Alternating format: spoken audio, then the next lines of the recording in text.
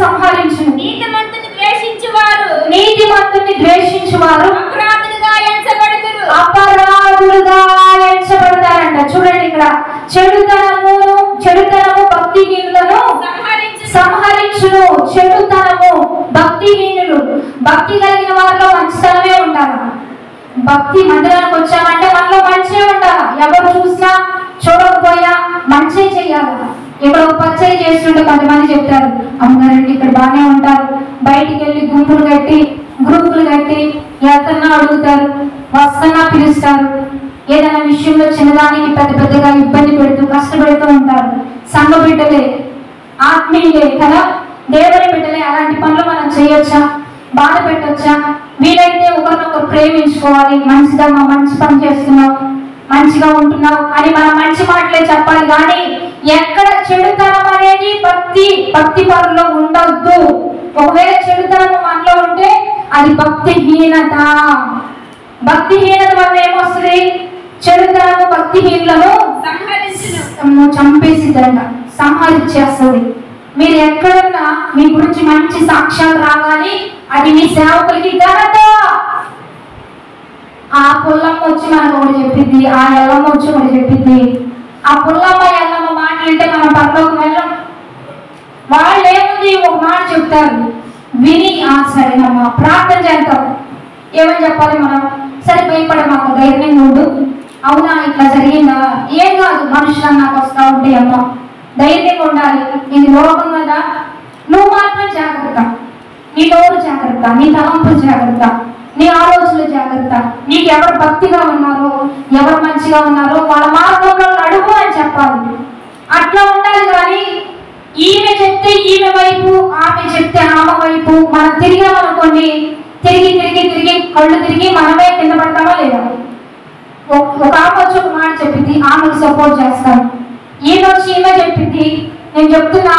ఆమె వచ్చి ఆమె గురించి నీకు చెప్పినప్పుడు నువ్వు అనే మాటలు కూడా ఆమెకు తీసుకొని చెప్పిందా లేదా? సమయం వస్తే చెప్పేసింది. ఆమె గురించి నీకు చెప్పినప్పుడు నీ గురించి ఎందుకు తీసుకుని నీ పక్కన చెప్పలేదు? అట్లా చెప్పిన వాళ్ళు బోళ్ళు మాకు చాలా మంది ఉన్నారు. చాలా అట్లాంటి చాలా విషయాలు మాకు చెప్పిన వాళ్ళు ఉన్నారు.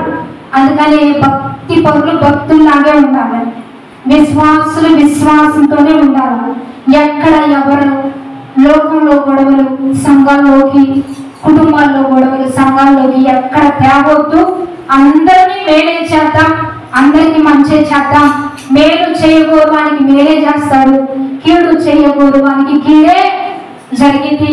ఈరోజు నీ పిల్లలకు జరిగినా, పక్కన పిల్లలకు జరిగినా, ఎవరి పిల్లలకు జరిగినా అది దేవుని నామానికి అవమానం. ఎందుకంటే ఆ కింద వచ్చినప్పుడు ఏమనంటే, కింద వచ్చిన చదువు, నీతిమంతుని ద్వేషించువారు అపరాధులుగా, ద్వేషించే వారు ఎట్లా ఎంచబడతారు? అపరాధులు అంటే అబద్ధికులు, దొంగలు, అపరాధులుగా. నీతిమంతుల్ని ద్వేషించువారు, వాళ్ళు చంపట్లా, వాళ్ళు ఏం హత్య చేయట్లా, దూషించి ద్వేషిస్తుంటేనే దోషులుగా దేవుడు లేపుతున్నాడు. అందుకని చాలా జాగ్రత్త. ఈరోజు మరి కొంతమంది చెప్తా ఉంటారు కొన్ని విషయాలు, మా పిల్లల గురించి ఇలా చెప్తారండి, మా పిల్లల గురించి ఇలా మాట్లాడుకుంటారండి. ఈరోజు నీ పిల్లకి కలిగింది, ఆ పిల్లకి కలిగింది, రేపు నీ పిల్లకి కలిగిందా లేదా? వస్తుందండి, రిపీట్ అవుతుంది. ఎందుకంటే మనం ఏది విత్తుతామో అది కొయ్యాల్సిన పరిస్థితి ఉంటుంది. ఇక వద్దన్నా కాదన్నా ఉండదు. ఖచ్చితంగా ఇంట్లో పండిద్దా పంట. నేను కొయ్యలేనిది అన్నా నువ్వు కొయ్యాల్సిందే అంటాడు దేవుడు. ఎందుకు విత్తాము ఆ విత్తనాలు అంటాడు. అందుకనే చాటుగా అయినా మాటుగా అయినా మంచి మాటలే చెప్పాలి, మంచి పలకాలి. ఈరోజు పక్కన వాళ్ళు నీకు దొరికారని చెప్పి వాళ్ళని అట్లా ఎట్లా లోకమంతా ప్రచారం చేసినా ఓకే, చెడ్డ పిల్లే, పరిస్థితులు బట్టి, లోకాన్ని బట్టి, స్నేహాన్ని బట్టి ఓకే, చెడిపోయిందే, పడిపోయిందే. కానీ నీలో భక్తి ఆమె గాయాన్ని కడితే ఆమె అనుకుంటది, ఈసారి నేను చేయకూడదు, ఈసారి నేను మారాలి అని అనుకుంటది. కానీ ఇంకా మనం దూషిస్తుంటే, ఇంకా మనం నిందిస్తుంటే, నేను ఎటు తప్పిపోయా, ఇంకెళ్ళిపోవడమే మంచిది అని చెప్పి ఏదో ఒకటి చేసుకోవడానికి ప్రయత్నిస్తారు. అందుకనే ఈరోజు పక్కన పిల్ల గురించి మనం మాట్లాడితే మన ఇంట్లో కూడా అది జరిగే పరిస్థితులు వస్తాయి. ఖచ్చితంగా దేవుని తీర్పు అది. దేవుని చిత్తం అది. అందుకనే భూమి ఆకాశాలు దేవుని సాక్షులు. మీరు కూర్చునే రోడ్లైనా, మీరు నడిచే భూములైనా, గది గోడలైనా యేసయ్య రేపు పిలుస్తాడు రా. ఆ రోజు ఏం చెప్పింది ఈమె? ఏం మాట్లాడుకున్నారు వీళ్ళు? ఆ రోజు అవి చెప్తే, ఆకాశమా ఆలకించు, భూమి చెవి వద్దు అంటే ఆకాశానికి భూమికి ఏమున్నాయి? వెంటనే జాగ్రత్త మనం ఏం మాట్లాడినా. అందుకనే చాలా చక్కగా ప్రతి విషయాన్ని దేవుని సన్నిధిలో నేర్చుకోవాలి. మంచే పలకాలండి, మేలే చేయాలండి. తిరిగి తిరిగి వాళ్ళకి తెలుస్తాయి ఖచ్చితంగా ఆ విషయాలు. వాళ్ళు బాధపడి కృంగిపోయి, అరే ఏం విశ్వాసులైనా, ఏం ఆత్మీయులైనా వాళ్ళు చచ్చిపోతారు, ఇతరులను దూషిస్తారు, ఎంతో బాధ కదా. ఒకళ్ళు ఏడిస్తే ఆ శాపం మనకు వస్తుంది, ఖచ్చితంగా తగులుతుంది కదా. ఎవరు మనల్ని బట్టి కృంగిపోవద్దు, ఎవరు మనల్ని బట్టి వేదన చెందొద్దు. దేవుని బిడ్డలు ఎప్పుడు మంచి చేయాలి. ఎన్ని గొడవలైనా ఉండొచ్చు, ఎన్ని కొట్లాట్లైనా ఉండొచ్చు, అవన్నీ కూడా మనమే యేసయ్యకి అప్పగిద్దాం. ఆయన చూసుకుంటాడు. అయ్యా నన్ను అన్యాయం చేశారు, నన్ను అక్కరాని మాట్లాడుతున్నారు అయ్యా, నేను నిన్నే ఆధారం చేసుకున్నానంటే ఆయన తీసుకుంటాడు. అప్పుడు తీసుకొని యుద్ధం నాదే అని చెప్పి ఒక్క రాయితో పడగొడతాడు. మనమైతే 5 రాళ్ళు ఎదుర్కొంటాం.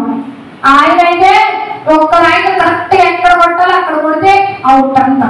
అందుకని అన్ని ఒకవేళ ఎవరైనా మిమ్మల్ని ఇబ్బంది పెట్టినా, కష్టపెట్టినా, బాధ పెట్టినా యేసయ్యకి అప్పగించండి ప్రార్థనలో. ఎవరిని సంఘ బిడ్డల్ని వాళ్ళ గురించి వీళ్ళకి చాలా మంది ఏం చెప్తున్నారంటే వివాహాలు కానివ్వట్లేదంటారు.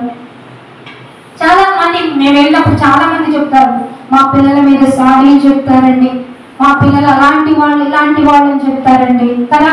ఒక కుటుంబం కట్టబడుతుంటే సంతోషించాలి, ఆనందించాలి. ఏదైనా తప్పులా, ఏదైనా బలహీనతలా, ఏదైనా లోపాలా ప్రార్థన చేయాలి కదా.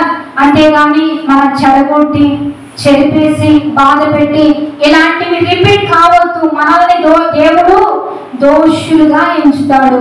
ఈరోజు నేను బాగున్నా, నాకు అంతా మేలై, అంత జరిగిపోయింది అనుకోవద్దు. నీ బిడ్డలకు జరగవచ్చు కదా. ఎందుకంటే బైబిల్లో ఆహాబుని దేవుడు వదిలేనా, ఆహాబు కుమారులకు ఇచ్చాడు ఆ శిక్ష, తర్వాత జనరేషన్కి ఇచ్చాడు. అందుకనే తల్లిదండ్రులు చేసిన పాపాలు బిడ్డలకి శాపాలు అవుతాయి అంట. అందుకనే మంచి చేయాలి, మేలే చేయాలి. మన నోటి నుంచి మేలైనదే చేపడదాం, మంచి చేపడదాం.